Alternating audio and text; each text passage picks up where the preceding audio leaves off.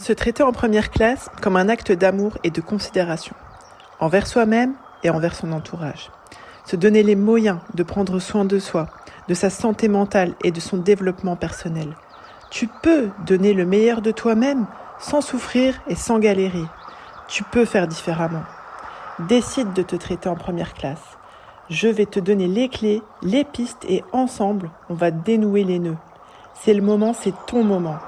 Je suis Émilie Antoine, fondatrice de mapsyenligne-chez-moi.fr, le meilleur de la psychologie et du développement personnel. Parce que les femmes représentent la moitié de la communauté, elles éduquent et soutiennent la seconde.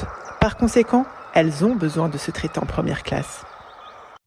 Bienvenue dans ce nouvel épisode du podcast Se traiter en première classe.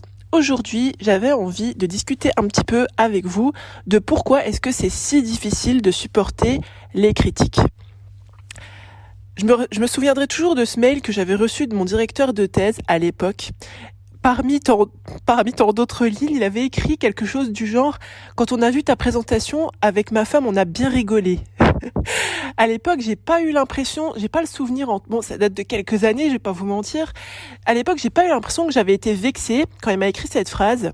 Je sais plus exactement d'ailleurs en quelle année de thèse j'étais à ce moment-là. J'étais même peut-être toujours en master. Je commençais à apprendre, pour vous donner un petit peu de contexte, je commençais à prendre un petit peu PowerPoint en main. Et oui, je suis un dinosaure.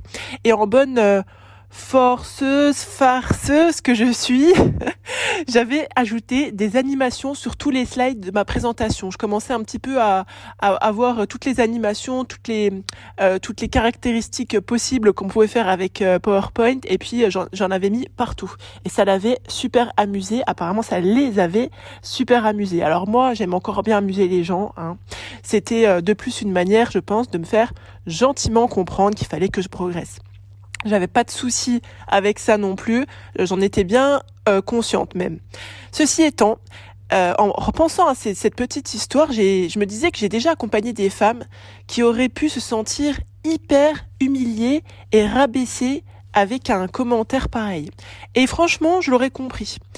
Et du coup, je me suis posé la question suivante, qu'est-ce qui fait qu'une critique va à peine effleurer une personne, comme ça a été le cas, ça a été mon cas à cette époque-là, quand il m'a dit « on a bien rigolé quand on a vu ta présentation », quand la même critique, ça a le potentiel de détruire une autre personne. Et dans ce podcast, je voulais vous donner quelques pistes explicatives. Je pense, alors la première hypothèse que je vous propose, je pense que la manière dont on a été structuré vis-à-vis de la critique, ça va venir en fait impacter, si je peux dire ça comme ça, la manière dont on va prendre les critiques par la suite. Est-ce que quand on a été enfant, adolescente, on a plutôt reçu entre guillemets des feedbacks qui étaient constructifs, qui visaient à nous faire vraiment évoluer, avancer, etc. Est-ce qu'on a eu des critiques qui étaient carrément rabaissantes ou humiliantes, ou carrément est-ce qu'on a eu des critiques qui ont donné lieu à du harcèlement? Et je pense que du coup, la manière dont on a été marqué émotionnellement dans notre rapport en fait à la critique, à la remarque, va jouer justement en tant qu'adulte à comment on va se positionner émotionnellement vis-à-vis de ce qui nous est dit. Également, une deuxième piste que je voudrais vous proposer, je pense que la manière dont les choses tout simplement nous sont dites, ça a énormément d'impact. D'un côté, on peut parler des actions ou on peut parler des personnes. D'ailleurs, à l'époque, mon directeur de thèse m'a pas dit « ouais, tu nous as fait bien marrer », il a dit « ta présentation nous a fait beaucoup rire ».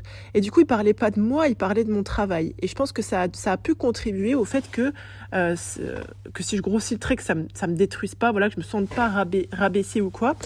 Mais voilà, il y a une différence entre je pointe les actions d'une personne et je remets en question sa qualité en tant que personne. Entre dire ton plat, je n'ai pas aimé ton plat et dire tu es vraiment une cuisinière pourrie, je fais le pari que ça va pas du tout avoir la même impact. Également, quand on pointe les défauts, il y a une autre manière entre guillemets de tourner la critique, c'est le fait de soit on peut entre guillemets pointer juste les défauts et dire ta voiture elle consomme beaucoup d'essence et débrouille-toi avec ça, si je peux dire ça comme ça. Et de l'autre, on peut évoquer des pistes. Je vous donne un exemple. Ta voiture consomme beaucoup d'essence, peut-être ce serait intéressant de voir s'il n'y a pas une vidange à faire. Vous voyez, ça nous positionne pas du tout dans le même vécu au niveau émotionnel. Et du coup, on va pas recevoir les choses avec... Alors c'est sûr que de dire, bon, vraiment je vous donne un exemple très simple, mais de dire à quelqu'un, ta voiture consomme beaucoup d'essence et ta voiture consomme beaucoup d'essence, peut-être qu'on pourrait voir si la vidange est à jour, eh bien, on va pas la mettre dans le même état, entre guillemets, d'anxiété ou d'alerte. C'est-à-dire que, hop, vous balancez le truc, hop, ta voiture, elle consomme beaucoup d'essence, ok, je fais quoi? En fait, vous voyez, ça peut être un petit peu frustrant recevoir cette critique ou cette remarque, tandis que offrir une piste, faudrait voir pour si la vidange n'est pas à faire. Ben, ça peut, vous voyez, justement, ça prédispose la personne dans un état émotionnel différent. Également, là, on va dire le point 2, il était en 2 parties. Le point 3, évidemment qu'une critique qui est complètement, une remarque qui est complètement injustifiée, ben, va venir appuyer en fait notre vécu d'injustice. Typiquement, quand on se voit reprocher d'avoir un besoin ou des limites, ben forcément, dans notre vécu émotionnel, même si on n'en a pas complètement conscience, oui, c'est injuste. Parce que vraiment, ça remet en question notre être profond qui n'est pas compris, voire même qui se sent dénié. Admettons, vous dites à votre conjoint, j'ai pas dormi de la nuit, le bébé s'est réveillé, j'ai besoin de faire une sieste, est-ce que tu peux juste prendre le relais quand tu reviens du travail, et que lui, il vous claque, assume, tu voulais être mère, assume.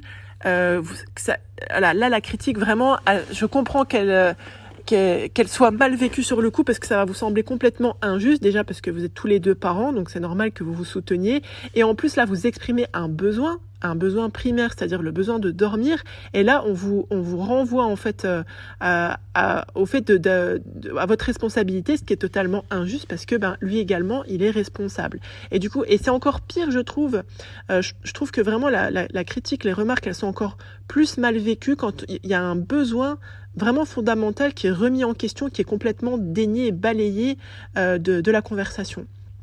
Je pense que l'important, c'est vraiment de développer de la conscience dans notre vécu vis-à-vis de ce qui nous est reproché. Alors, parce que souvent, là où ça bloque, si je peux dire ça comme ça aussi, c'est que juste on reçoit une critique, on vit le truc émotionnellement, on se prend une claque, mais on n'a pas forcément cette posture, si je peux dire ça comme ça, d'interroger de pourquoi ça nous met une claque. Oui, ok, on a reçu une critique, mais est-ce que c'est notre passé qui vient raviver des choses, etc., qui influence notre vécu de la critique ou de la remarque? Est-ce que la forme de la critique, elle est à revoir, si je peux dire ça comme ça? Est-ce que le fond était injustifié? Vous voyez, c'est intéressant, je trouve, de développer de la conscience dans notre vécu des choses, et c'est vraiment quelque chose avec je vais pas dire que c'est la mission de ma vie, ce que je disais hier aux femmes que j'accompagne dans le coaching du bootcamp, de développer la conscience chez les femmes, mais je trouve que c'est vraiment salvateur d'être consciente en fait des tenants et des aboutissants des situations, et que c'est vraiment quelque chose qui va renforcer notre discernement, vraiment notre capacité à discerner au-delà du bien, du mal, qu'est-ce qui est sain, malsain, acceptable, inacceptable. C'est vraiment quelque chose qu'on travaille énormément dans le bootcamp, parce que quand on arrive à faire ce travail-là de conscientiser pourquoi les choses nous affectent, déjà on se sent beaucoup plus légitime, parce que déjà on va être plus encline à dire bon, ça je peux l'entendre, ça c'est inacceptable, mais de sentir complètement légitime dans ce qu'on ressent en fait, et du coup d'être beaucoup plus encline à pouvoir s'affirmer en tant que personne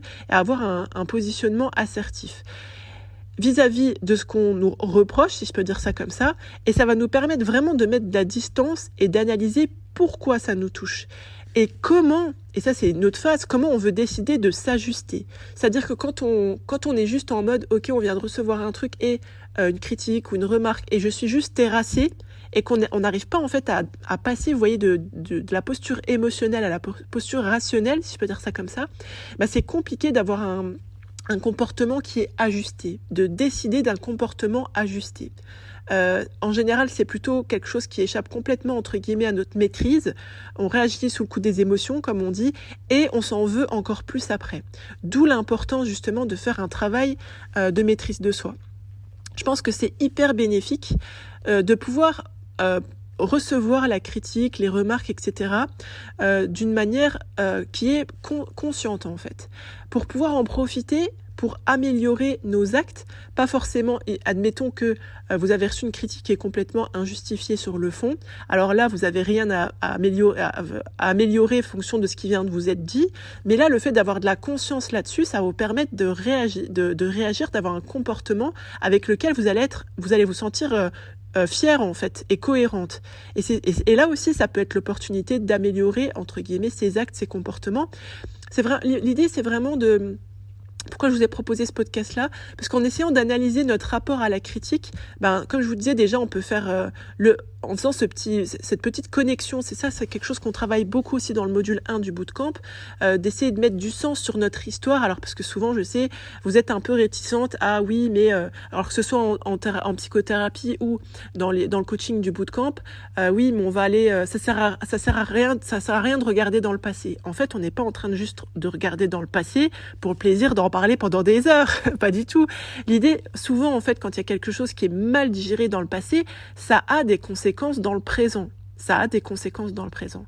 Et l'idée, c'est vraiment de redigérer les choses de la meilleure des manières pour pouvoir justement développer cette conscience. Donc c'est vraiment quelque chose que je vous encourage à faire. Là, vous voyez, le fait de se positionner vis-à-vis de la critique, c'est une occasion de se connaître encore une fois. Et plus on connaît, entre guillemets, quelqu'un ou quelque chose, et plus on tend à l'aimer. Et on voit après les effets sur l'estime de soi. Voilà, j'espère que ce podcast va vous être profitable et j'aimerais beaucoup avoir vos retours. N'hésitez pas à m'envoyer un petit message sur mon compte Insta Emily_Antoine ou carrément sur l'Instagram de ma psy en ligne chez moi. Pensez bien que vous êtes la première personne à bénéficier du crédit que vous accordez à votre existence. Merci de votre écoute et de votre attention. Rappelez-vous de partager ce contenu et bien sûr de vous abonner et pourquoi pas, soyons fous, de laisser une note et une review sur votre plateforme d'écoute. Je vous dis à bientôt. Prenez soin de vous. Bye bye.